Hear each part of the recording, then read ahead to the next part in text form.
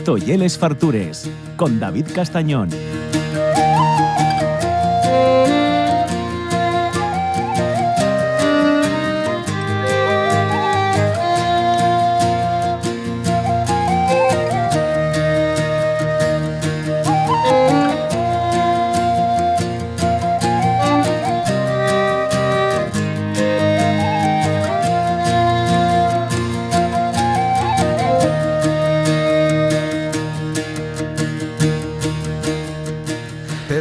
Bueno, estoy aquí con Verónica García Peña y Javier Solís. En algún momento tendrán que dar anuncio de las cosas buenas que nos van a traer al mundo. Próximamente, ¿vale?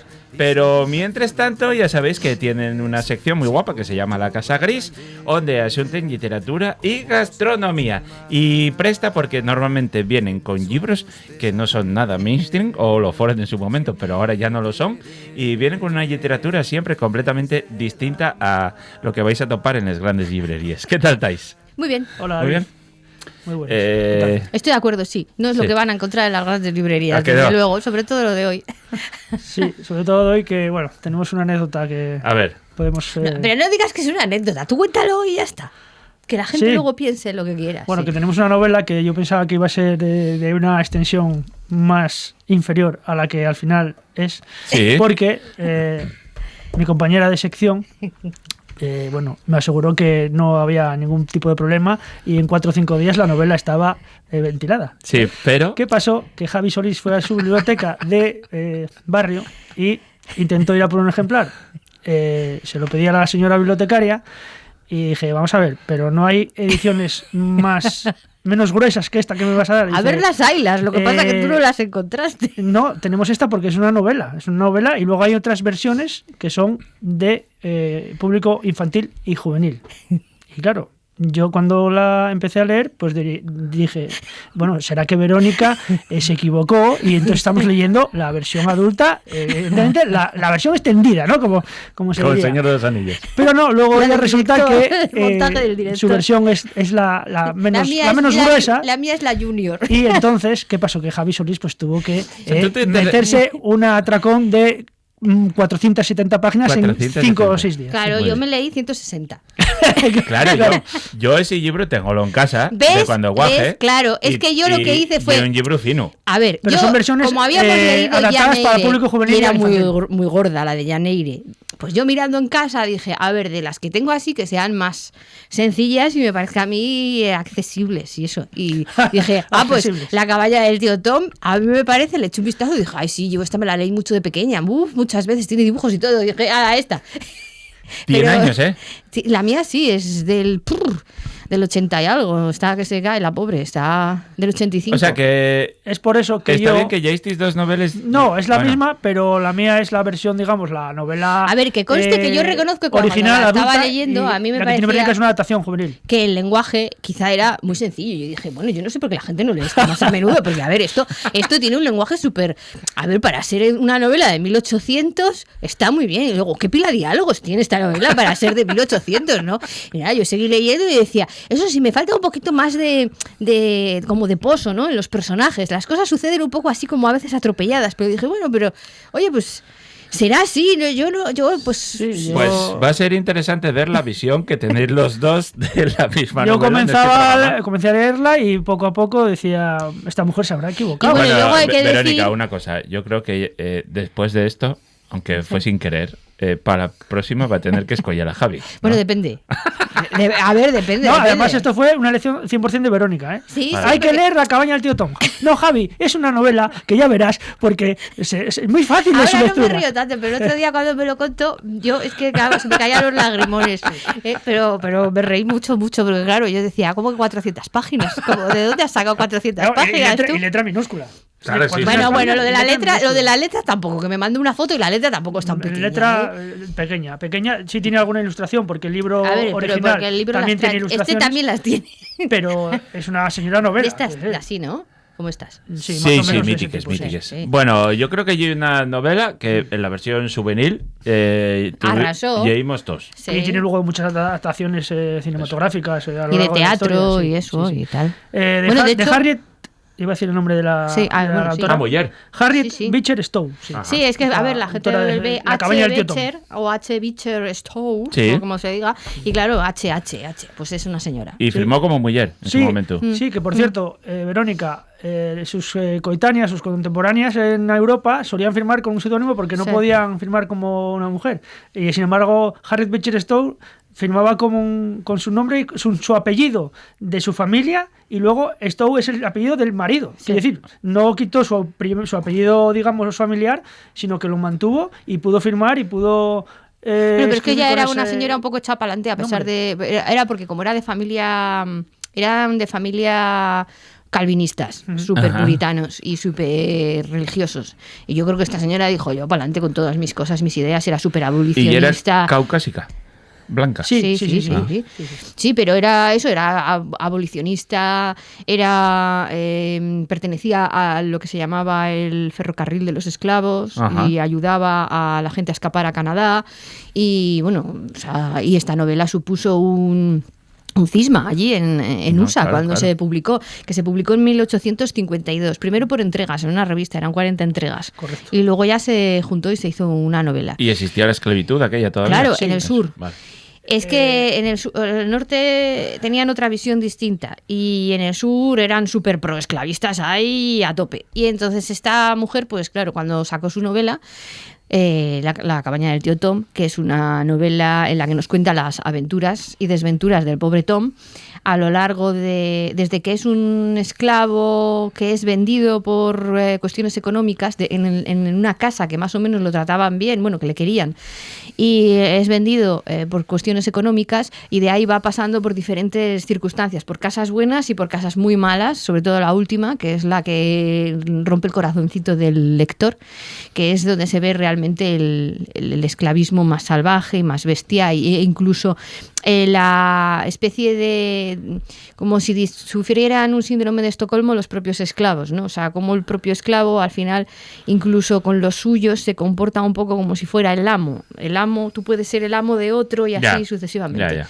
Y entonces, bueno, la novela va de todo eso, con un montón con diferentes personajes, blancos y negros, a los que también les suceden cosas. A los blancos, por ejemplo, pues hay muertes, hay casas buenas o matrimonios que son a medias, otros que aunque aprueban leyes luego deciden saltarse las propias leyes que han aprobado, aún a riesgo de acabar en la cárcel y pertenecer a eso, al ferrocarril de los esclavos, y ayudar a la gente a huir a Canadá. Hay esclavos que salen, que huyen cuando les van a vender y acaban algunos felizmente en Canadá, y otros, bueno, pues no tanto, y así. Entonces, bueno, es una novela que va sobre eso, o sea, contar toda la historia, pues sería muy detallada y tampoco es... Y lo tú vamos leíste a un hacer. tercio.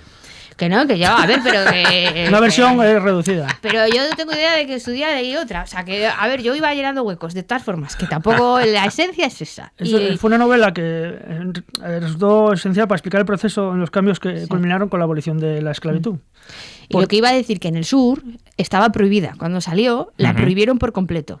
Y de hecho salió un montón de gente escribiendo novelas en el sur que las llamaban como las novelas anti-tío Tom, para explicar las bondades de la esclavitud. Ajá. Entonces había un montón pero muchísimas novelas Que qué salieron. bueno para ti que seas Que, esclavo. claro, explicando cómo los señores de las casas en realidad trataban muy bien a los esclavos, Claro, cómo les claro. ayudaban, porque Claro. si no, esas personas que, bueno, esas cosas, Ujú. porque, bueno, era como un mobiliario, en muchos, por decirlo Era amablemente, una en otros mercancía. eran como animales, Los esclavos depende eran de la casa en la eran que considerados cayeran. como auténtico ganado. Bueno, eso, y Sí, sí. entonces que era muy bueno ser esclavo, o sea, que ellos lo hacían muy bien y que hacían todo eso por caridad humana y por cristianismo, que eso también es una parte muy importante de la novela, todo lo que tiene que ver con el ámbito religioso, porque ya hemos dicho que ella proviene de una familia súper importante del calvinismo, ¿no?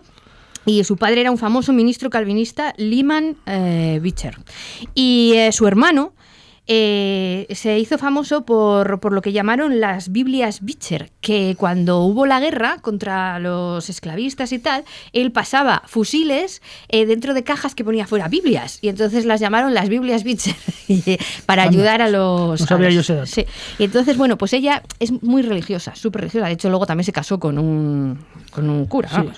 Y claro, a ver, la religión está súper presente en la novela, pero está presente de varias formas. Por un lado, su propia propia visión, pues claro, pues muy puritana del asunto, pero también muy crítica con la utilización de esa misma religión por parte de los esclavistas, sobre todo del Antiguo Testamento y las cartas de San Pablo, para utilizarlas como, es que aquí pone que nosotros podemos tener esclavos, es que esto es caridad humana, es que esto así. Entonces, ella critica muy duramente todas esas personas que van a misa los domingos, pero luego, o sea, a Dios rezando y con el mazo dando.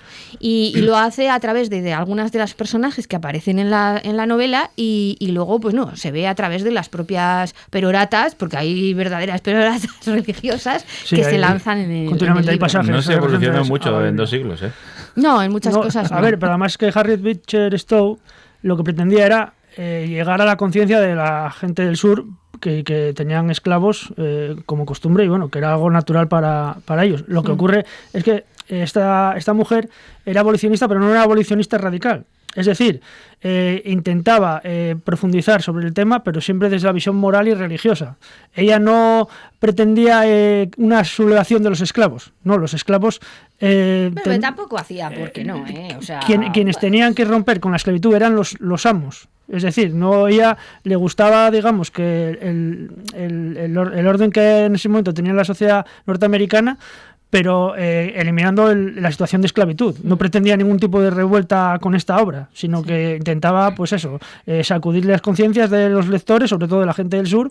Es más, Abraham Lincoln, que luego fue el quien abolió la esclavitud en 1863, llegó a decir que esta obra contribuyó muchísimo para que se llegara a erradicar de manera definitiva la esclavitud, porque la obra es del 52 y todavía, como dice Verónica, existía en la sociedad de Estados Unidos el hecho de tener esclavos. Que, vuelvo a repetir, era la religión lo justificaba, el hecho de tener esclavos, y era algo como... Bueno, ellos la interpretaban como que lo justificaba, porque aquí como la religión se puede utilizar para justificar lo que te dé la gana, visto lo visto. O sea, desde las cosas más atroces a las cosas más hermosas. Todo depende de cómo lo leas. Bueno, pero los poderes eclesiásticos de esa zona en ese momento... Yo no sé si eran tanto eclesiásticos como políticos también, bueno, claro, porque había muchísimos senadores por allí aprobando leyes en contra de los... Además es que la idea de la religión estaba muy arraigada en los personajes esclavos de la novela. Es decir, Tom al final resiste y se deja hacer de todo y no se subleva frente a las torturas ni ante todo lo que está padeciendo porque tiene fe en Cristo. Es que es así. Entonces, por eso digo que no Harriet Beecher Stowe en ese sentido tampoco no cuestiona la religión, digamos, como hecho de llegar a redimirse, ¿no? Yo creo que lo que hace es también una especie de valoración. No es valoración, no sé cómo explicarlo, pero a ver, cuando la gente no tiene nada, absolutamente nada, en los momentos más... Esto es como cuando estás al final de tu vida. Cuando estás al final de tu vida, la gente empieza a creer más en cosas, las que sean, cada uno la religión que le parezca, pero empieza a creer en cosas. Cuando uno está enfermo, también empieza a tener como fe, ¿no? Cuando uno tiene unas circunstancias muy difíciles, adversas, cuando se viven en situaciones de mucha crisis, por ejemplo, económica, o situaciones... Por eso hoy en día, por ejemplo, en los tiempos en los que estamos actualmente, se vuelve a recurrir a la fe, porque la gente no sabe a qué clavo agarrarse ante un mundo que parece que se desmorona a tu alrededor y que no te tiene en cuenta. Entonces, claro, ¿qué haces? Creer en aquello que te parece más accesible, puedes llegar a entenderlo y puedes creer que tú tienes cabida en ese mundo, en el mundo futuro, más allá, y en el presente, pues quién sabe. Si este mundo actual, el presente en el que vives, no te gusta, pues la idea de pensar que existe un paraíso más allá donde sí vas a estar bien y a gusto es tentador. Sobre todo en personas, además, en este caso, como eran los esclavos, que les trataban de pena. Sí, una de las preguntas que se hacía... La fe, yo creo que ahí funciona en ese sentido. Y creo que además es una novela que se podría leer hoy en día para analizar eso, para darnos cuenta cuando la gente se pregunta ¿por qué hay hoy en día tantos jóvenes que creen otra vez en la iglesia y vuelven a las costumbres y tal? Aparte de algunos que pueden ser influencers postureos por esto de que queda muy bonito hacerte una foto con un Cristo y una Virgen, aparte de eso, luego están los que empiezan a creer de verdad. ¿Por qué? Bueno, pues a lo mejor deberíamos revisionar cosas antiguas de cuándo sucedían ese tipo de... cuándo la gente se agarraba a la fe, porque a lo mejor tiene tiene que ver con la situación mundial actual, la situación económica y, bueno, la situación... Es que sobrevivir y vivir son dos cosas distintas y las hemos normalizado y ahora pensamos que sobrevivir es el día a día y no es así. Y hay mucha gente que está cansada de sobrevivir y entonces, claro, ¿qué hace? Pues piensa en Dios, en la Virgen, en el paraíso, en el más allá, en ese tipo de cosas. Yo sigo sin entender la relación, pero bueno, sí, y es verdad es que así, pasa. Es así. Pasa. En la novela Harry Beecher Stowe siempre estás leyendo y hay referencias directas a nosotros, al lector. O sea, se dirige a él continuamente, sí. Para, digamos que para despertarlo, ¿no? Es como si estuviera dando unos sermones o, bueno, unos consejos de esto está pasando, entonces tenéis que actuar de esta manera porque, bueno, lo podéis ver a vuestro alrededor. Para la Iglesia, para la religión, en esta época, los esclavos eran considerados, digamos, como un intermedio entre los animales y los humanos. Esto hay que decirlo así. O sea, no eran un ser humano, era una mercancía que estaba por encima de los animales, pero estaba por debajo de los caucásicos, ¿no? de los blancos. Entonces, Harry Beecher Stowe lo que no toleraba de esta postura eclesiástica era que no eran conscientes de que todos tenemos un alma. Entonces, ella estaba preocupadísima por ese tema y sabía que eran personas y que, bueno, quiere decir que todo el mundo tiene los mismos derechos para todo. Y ella iba un poco manteniendo ese discurso en cuenta del alma, ¿no? Focalizaba mucho en eso, en que podías, por ejemplo, a Tom le podían hacer de todo y demás, pero él era consciente de que tenía un alma y que gracias a ese alma, que era lo más sagrado que tenía, que eso no le podía nadie quitar la libertad de ser, pues eso, porque tenía un alma. Vale. De hecho, hay una frase, no sé en qué parte, pero que dice lo de: mi alma es mía, señor, usted no la ha comprado. O sea, puedes haber comprado mi cuerpo, puedes haber comprado mi trabajo, pero mi alma es mía y esa no te la voy a dar, aunque me machaques a golpes. De todas formas, es curioso porque con el paso de los años, el tío Tom pasó de ser un personaje al que la gente quería y comprendía y entendía a ser todo lo contrario, sobre todo para los afroamericanos en Estados Unidos. Pasó a ser como la idea del negro servil frente a los blancos, porque le consideraban demasiado blando y demasiado servil y una persona complaciente, y que tenía que haber luchado más y haber sido un poco más Django desencadenado en lugar de el tío Tom. Y bueno, entonces eso, claro, bueno, con los años se transformó un poco esa idea. Ahora mismo, en la actualidad, no sé lo que piensan los estadounidenses de todo esto, porque es que tampoco sé lo que piensan en general del mundo. Entonces, claro, no sé lo que piensan, entonces no lo sé, no sé lo que piensan. Habría que preguntárselo. Después es una lectura que retrata creo que a la perfección las atrocidades que se estaban cometiendo con la población negra. Bueno, hay muchísimos casos que te ponen los pelos de punta leyendo la novela, ejemplos que luego la propia autora reconoció que los personajes no son reales, pero están inspirados en casos de la sociedad estadounidense. Y uno que me llama mucho la atención en la novela es una mujer, una esclava que se dedicaba ya en sus años, no últimos, pero ya una mujer ya madura, a beber y alcoholizarse, porque le había pasado lo siguiente. O sea, ella no concebía la vida sin beber y sin llevar ese tipo de vida, porque cuando había tenido un hijo, a su señora, bueno, pues como le molestaba los llantos que tenía el pequeño porque estaba enfermo, pues lo que hacía era no dejaba que esa mujer durmiera con su hijo, sino que encerró al pequeño en un sitio apartado de la casa hasta que llorara, porque no quería que su madre durmiera con él, porque no podía dormir entonces ella, con lo cual al día siguiente no iba a estar fresca para realizar las labores del esclavo. O sea, la separación de las madres y de los hijos era una constante en la época de 1850, donde está ambientada la novela, y la verdad que hay cosas que son sobreacogedoras en la novela. Hay una novela dura. Sí, dura. ¿Habéis visto la serie Ellos? No. Pues es una serie, tiene 2 temporadas, creo que está en HBO, y también va sobre esto, sobre el racismo, pero claro, lo mezclan con ficción y tal, pero hay escenas que se parecen en el sentido de esa crueldad total por parte de los blancos sobre los negros y cosas que hacían que tú lo ves y dices, pero a ver, Alma de Cántaro, pero esto, sí, pues esa serie, si no la habéis visto os la recomiendo, mira. La novela está ambientada en los estados del sur, sobre Sí, todo de en Estados Kentucky. Unidos, ¿no? Sí, Kentucky, que no están al sur, pero sí. Luego Fried están chicken. Nueva Orleans Sí. y Missouri, por ejemplo, que es donde... Porque había una... los esclavos lo que no querían era ir río abajo del Missouri, porque era lo peor que les podía tocar, Sí. que eran las plantaciones de algodón, azúcar y tabaco. Cuando no estaban río abajo, sino un poco más en otras latitudes, eran esclavos, pero las peores condiciones eran en estos estados Eran que abajo, acabamos sí. de decir. Y bueno, respecto a la parte Al zampar y gastronómica, al esto. Ostras, A ver, después a ver. del mal cuerpo que me estáis deseando, la verdad es que cuidado. a ver qué tiene usted en su pequeña versión. Pues yo tengo... Oye, qué pequeña versión. En mi pequeña versión, pues tengo, sobre todo, yo he destacado que hay como dos formas de ver la comida.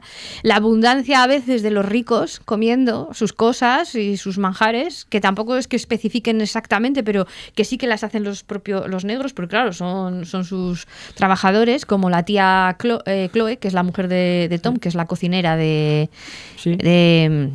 de allí, de la primera casa donde estaba Tom, de los Selby. Son los Selby, ¿no? Sí. Mm.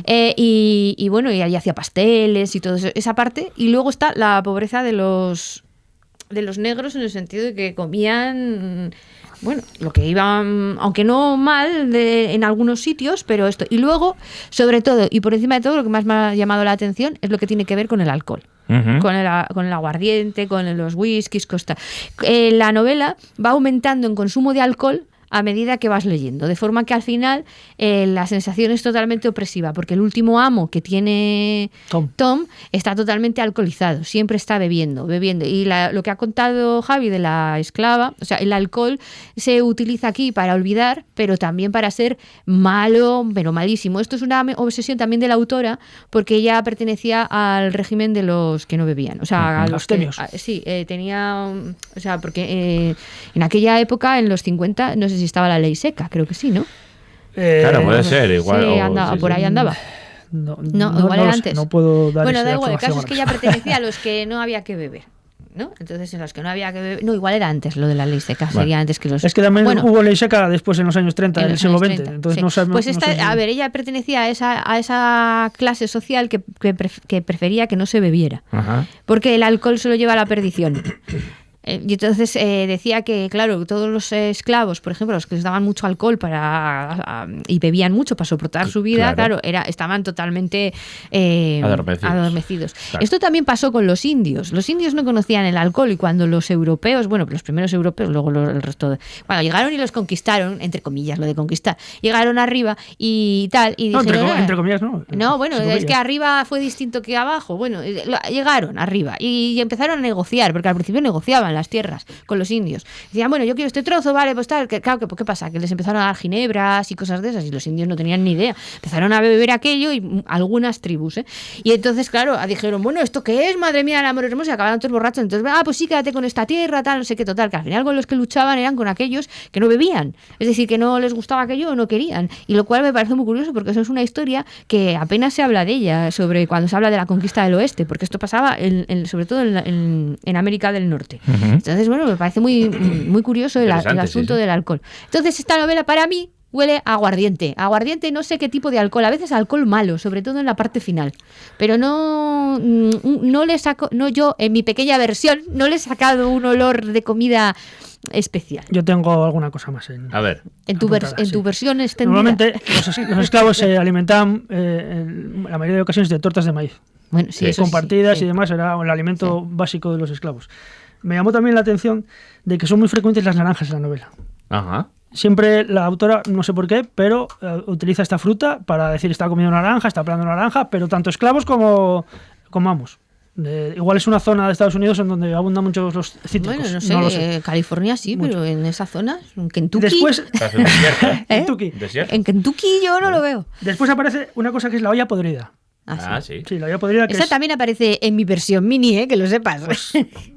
entonces coincidimos en ella. Olla podrida, que es el plato típico de los criollos de América, que son una serie de restos de alas de pollo, mollejas, jamón, un poco lo que sobraba.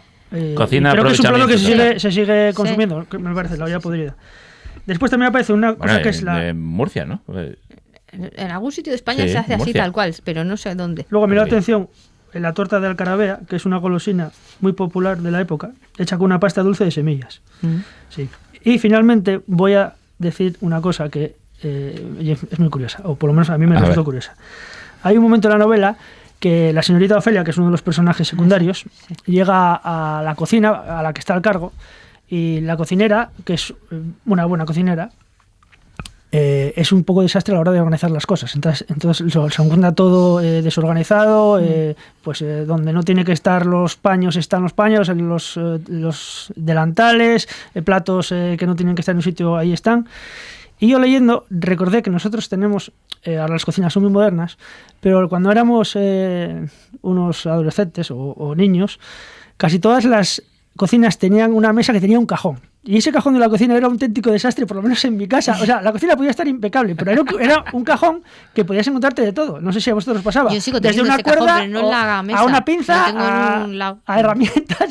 El cajón de la cocina tenía absolutamente de todo, el de la mesa de la cocina. Yo por lo menos me recordaba. Yo tengo mesa de cocina con cajón. No, yo la mesa de cocina ya no tiene cajón, pero ese cajón sigue existiendo en una parte de la encimera, que es un cajón así más pequeño. ¿Y qué guardas? ¿Se puede saber? Sí, pues tengo abre botellas y abre latas, tengo los palillos con los que se pinchan los bizcochos. ¿Pero organizado o desorganizado? Bueno, como va entrando. Tengo las figuritas del roscón de Reyes. ¿Dónde las va? Pues es que yo recuerdo que había de todo, era un poco como no sabías lo que te podías encontrar. Cajón desastre, como el programa de Miriam Díaz Aroca. Tengo un metro de papel también para medir alguna cosa si lo necesito, algunos lápices y bolis, alguna libreta, cosas. En el fondo todo es útil, ¿eh? O sea, ¿sabes lo que pasa? Que cuando lo necesites, nunca lo topes. Que sí.